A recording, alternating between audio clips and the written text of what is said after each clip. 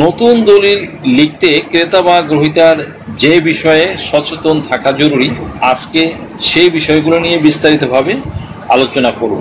সম্পত্তির দলিল লেখার জন্য দলিল লেখকের কাছে দায়িত্ব দিয়েই ক্রেতার দায়িত্ব কিন্তু শেষ হয়ে যায় না, কেননা পরবর্তীতে দলিলে ভুল পরিলক্ষিত হলে দলিল লেখক নয়, এর মাসুল গুনতে হবে ক্রেতাকেই। তাই এতে ক্রেতার সচেতনতা আবশ্যক। সম্পত্তির দলিল লেখার ক্ষেত্রে কোন কোন বিষয়ে ক্রেতার লক্ষ্য রাখা প্রয়োজন, তার মধ্যে 11টি গুরুত্বপূর্ণ বিষয় নিয়ে আজকের আলোচনা। সুপ্রিয় দর্শক মণ্ডলী, তন্মধ্যে 1 নম্বরে রয়েছে দলিল সম্পাদনকারী তথা জমিদাতা তথা বিক্রেতা আইনের দৃষ্টিতে নাবালক ও সুস্থ মস্তিষ্ক সম্পন্ন কিনা, আদালত কর্তৃক দেউলিয়া ঘোষিত কিনা তা যাচাই করে নিতে হবে। 2 নম্বরে দলিলের ধরন, যেমন ক নম্বরে সাবকলা, খ বায়নাপত্র, গ দানপত্র, ঘ হেবার ঘোষণাপত্র ইত্যাদি খেয়াল রাখতে হবে। 3 নম্বরে ক্রেতা যে জমিটি কিনতে যাচ্ছেন সেই প্রস্তাবিত জমির পরিমাণ, বিক্রয় মূল্য, বায়না দলিল হলে বায়নার পরিশোধিত টাকা এবং বাকি টাকা ইত্যাদি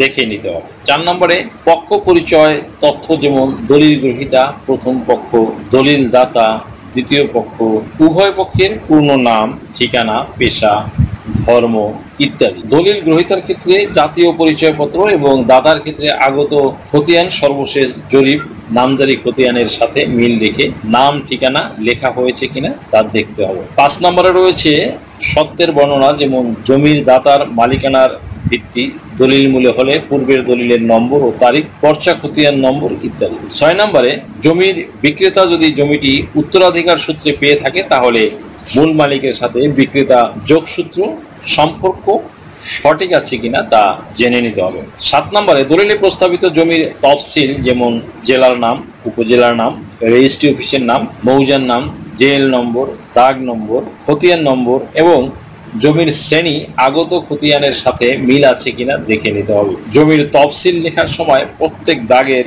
মোট জমির পরিমাণ কত এবং অত্র বিক্রয় দলিলে উক্ত দাগের মধ্যে কত একর বা শতাংশ জমি বিক্রয় করা হচ্ছে তা প্রতি ক্ষেত্রে লিখে নিতে হবে। তবে উল্লেখ্য যে কোনো অবস্থাতেই কয়েকটি দাগের জমি একত্রে যোগ করে একর বা শতাংশ লেখা উচিত হবে না।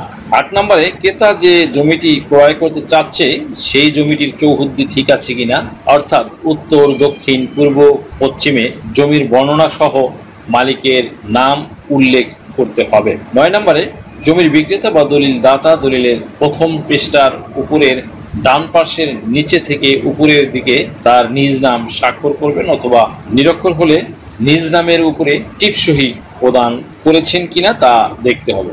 এছাড়াও জমি বিক্রেতা বা দাতা দলিলের শেষ পৃষ্ঠার নিচের স্বাক্ষর বা টিপসই করবেন, তবে দলিলের প্রতি পৃষ্ঠায় দাতার স্বাক্ষর বা টিপসই দিলে ভালো হয়। 10 নম্বরে জমির বিক্রেতা দলিলের শেষ পৃষ্ঠার নিচে যে জায়গায় তার নিজ নাম স্বাক্ষর বা টিপসই করেছেন ঠিক তার নিচে উক্ত দলিলটির লেখক তার নাম স্বাক্ষর করবেন। এরপর কমপক্ষে 2 জন সাক্ষী এবং অপর একজন জমির বিক্রেতাকে শনাক্ত করে শনাক্তকারী হিসেবে স্বাক্ষর করবেন।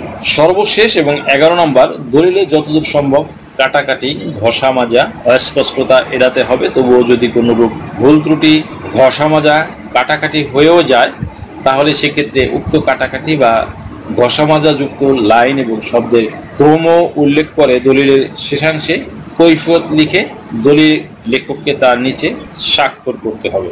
সুপ্রিয় দর্শক মণ্ডলী, এছাড়াও জমির ক্রেতাকে সবচেয়ে বেশি যে বিষয়টি খেয়াল রাখতে হবে, বিভিন্ন জরিপের দাগ নম্বর ও খতিয়ান নম্বর যাতে দলিল লেখকের মাধ্যমে সঠিকভাবে লিখানো হয়। এজন্য জমির ক্রেতাকে জমি ক্রয় করার পূর্বেই তহসিল অফিস হতে জমির সঠিক দাগ নম্বর এবং খতিয়ান নম্বর জেনে নিতে হবে। প্রয়োজনে খতিয়ানের সইমোহর নকল সংগ্রহ করতে হবে। ভিডিওটি আপনাদের যদি সামান্যতম উপকার আসে তাহলে রিকোয়েস্ট করব চ্যানেলটি লাইক, শেয়ার, কমেন্টস এবং সাবস্ক্রাইব করে পাশে থাকা বেল আইকনটি প্রেস করে দিন যাতে পরবর্তী ভিডিওর নোটিফিকেশনটি খুব সহজেই পেয়ে যান। সো আজকের মতো এখানে শেষ করছি। দেখা হবে অন্য কোনো দিন, অন্য কোনো ভিডিওতে, অন্য কোনো আইনি কন্টেন্ট নিয়ে। সেই পর্যন্ত সকলে ভালো থাকুন, সুস্থ থাকুন, নিরাপদে থাকুন। আবারও সবাইকে ধন্যবাদ জানিয়ে এখানেই শেষ করছি।